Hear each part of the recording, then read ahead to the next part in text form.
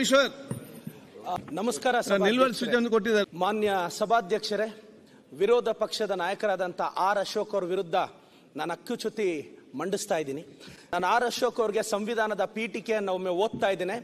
We the people of India having solemnly resolved to constitute India into sovereign, socialist, secular, democratic republic, liberty of thought, faith and expression. ನಮ್ಮ preamble ಅಲ್ಲಿ freedom of speech ಬಗ್ಗೆ ಬರೆದಿದ್ದಾರೆ. ಸಾಮಾನ್ಯ ವ್ಯಕ್ತಿಗಳಿಗೆ article 19 violate ಆದ್ರೆ court ಅನ್ನ ಮೊರೆ ಹೋಗ್ತಾರೆ.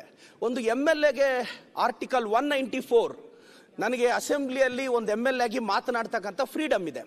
ಮೊನ್ನೆ ಚರ್ಚೆ ನಡೆಯುವಾಗ ಶಾಸಕರು ಬಹಳಷ್ಟು ಪದಗಳನ್ನ ಬಳಸಿದ್ರು, ವಿರೋಧ ಪಕ್ಷದ ನಾಯಕರು ಕೆಲವು ಪದಗಳನ್ನ ಬಳಸಿದ್ರು. ಖಂಡಿತವಾಗೂ ಆ ಪದಗಳಿಂದ ನನಗೆ ಬೇಸರ ಆಗಿದೆ ಅಂತ ನಾನು ಇದನ್ನು ಮಾತಾಡ್ತಿಲ್ಲ. ಆದರೆ ಅವ್ರಿಗೆ ಅಂತ ಪದಗಳನ್ನ ಹೊಸ ಶಾಸಕರ ವಿರುದ್ಧ ಬಳಸಿದ್ರೆ ಒಂದು ಹೊಸ ಶಾಸಕರ ಕನಸುಗಳು ಇಟ್ಕೊಂಡು ವಿಧಾನಸೌಧಕ್ಕೆ ಬಂದಿರ್ತಾರೆ. ಅಂಜನಮ್ಮನವ್ರ ಮಗ ಆರ್ ಅಶೋಕ್ ಅವರು ವಿಧಾನಸಭೆಗೆ ಬಂದಾಗ ಅವ್ರ ತಾಯಿಯವ್ರು ಎಷ್ಟು ಸಂತೋಷ ಪಟ್ಟಿರ್ತಾರೋ, ಆದರೆ ನಾನು ವಿಧಾನಸಭೆಗೆ ಬಂದಾಗ ಆ ಸಂತೋಷ ಪಡಕ್ಕೆ ನನ್ನ ತಂದೆ ತಾಯಿ ಇರಲಿಲ್ಲ.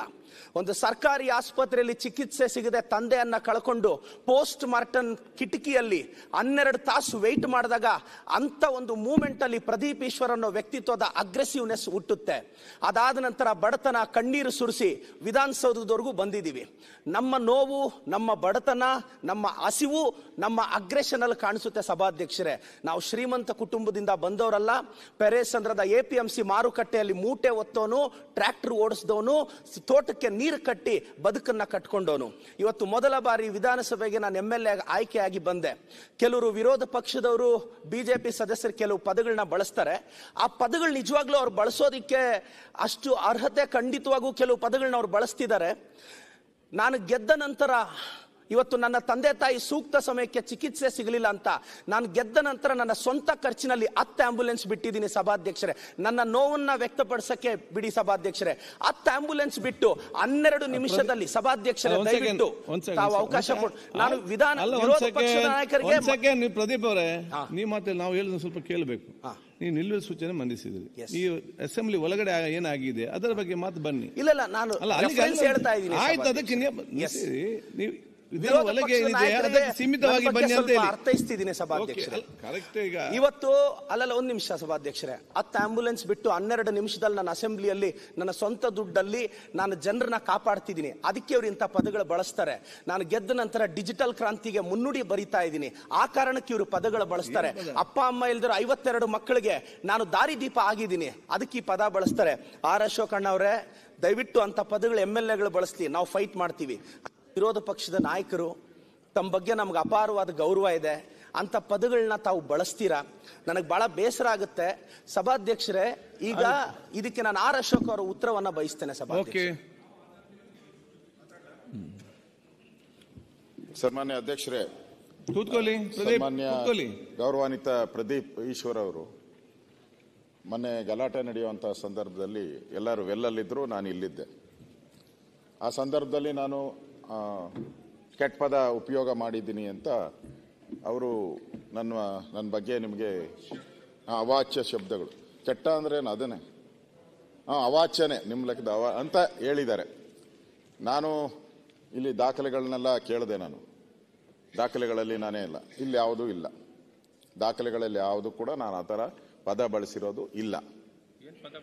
ಬೇಡ ಯಾಕೆ ಪಾಪ, ಅವರು ನಮ್ಮ ಹುಡುಗನೇ, ಅವನು ಆ ಥರದ್ದು ಯಾವುದೂ ಇಲ್ಲಿ ಇಲ್ಲ. ನಾನು ಅದನ್ನು ದಾಖಲೆ ಏನು ಇಲ್ಲ ಅಂತ ಹೇಳಿದ್ದಾರೆ. ಅದರಿಂದ ಈಗ ಪ್ರದೀಪ್ ಈಶ್ವರ್ ಅವರು ರೋಷ ವೇಷದಲ್ಲಿ ಭಾಷಣ ಮಾಡೋ ಬಹಳಷ್ಟು ಪದಗಳು ಅವರು ಉಪಯೋಗ ಮಾಡಿದ್ದಾರೆ. ಅವರು ಬಹಳ ದೊಡ್ಡ ಪದಗಳನ್ನೇ ಉಪಯೋಗ ಮಾಡಿದ್ದಾರೆ. ನಾವೇನು ಅದನ್ನು ಪ್ರಶ್ನೆ ಮಾಡಿಲ್ಲ. ಆದರೆ ನಾನು ಹೇಳಿರೋದು ಯಾವುದು ರೆಕಾರ್ಡಲ್ಲಿ ಹೋಗಿಲ್ಲ, ಯಾವುದು ರೆಕಾರ್ಡಲ್ಲಿ ಇಲ್ಲ. ಅಕಸ್ಮಾತ್ ಇದ್ದರೆ ನಾವು ಹೇಳ್ದಂಗೆ ಅದನ್ನು ದಯವಿಟ್ಟು ತೆಗೆಸಿ, ತಪ್ಪಾಗಿದ್ರೆ ತಪ್ಪೇ, ಪ್ರಶ್ನೆನೇ ಇಲ್ಲ.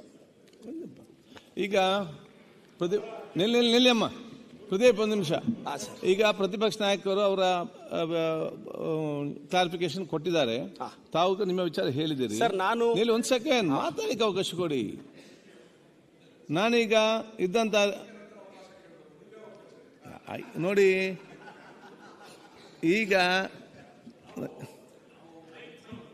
ಮಾತಾಡುವಾಗ ಸ್ಪೀಕರ್ ಹತ್ರ ಅವಕಾಶ ಕೇಳ್ತೀವಿ, ಸ್ಪೀಕರೇ ಮೆಂಬರ್ ಹತ್ರ ಅವಕಾಶ ಕೇಳೋ ಸ್ಥಿತಿ ಬಂದ್ಬಿಟ್ರೆ ಇಲ್ಲ, ನನ್ನ ವಿರೋಧ ಪಕ್ಷದವ್ರು ಬೈದಿದ್ದಕ್ಕಿಂತ ಈ ಒಂದು ಅಸೆಂಬ್ಲಿ ಒಳಗಡೆ ಸ್ಪೀಕರ್ ಅವರು ಬೈದಿದ್ದೆ ನಮ್ಗೆ ಈ ಸ್ಥಾನಕ್ಕಿಂತ ಮುಖ್ಯ ಸೌಹಾರ್ದವಾಗಿ ಪ್ರೀತಿಯಿಂದ ಒಂದು ಸಂತೋಷದಿಂದ ನಮ್ಮ ಅಧಿವೇಶನ ನಡೆಸಬೇಕು. ನಮ್ಗೆ ಅದು ಮುಖ್ಯ. ಈಗ ಸ್ಟೇಟಸ್ ಮುಖ್ಯ ಅಲ್ಲ.